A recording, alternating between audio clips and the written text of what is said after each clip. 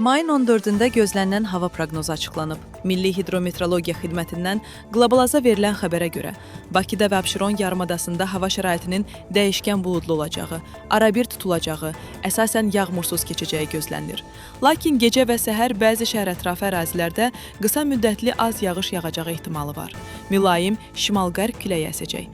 Havanın temperaturu gecə 16 dərəcədən 19 dərəcəyə qədər isti, gündüz 23 dərəcədən 27 dərəcəyə qədər isti olacaq. Atmosfer təzyiqi 751 mm civə sütunundan 755 mm civə sütununa yüksələcək. Nisbi rütubət 60%-dən 70%-ə qədər təşkil edəcək. Azərbaycanın rayonlarında hava necə olacaq? Azərbaycanın rayonlarında havanın əsasən yağmursuz keçəcəyi gözlənilir. Lakin gündüz bəzi dağlıq və dağ ətəyi rayonlarda yağıntılı olacağı gözlənilir.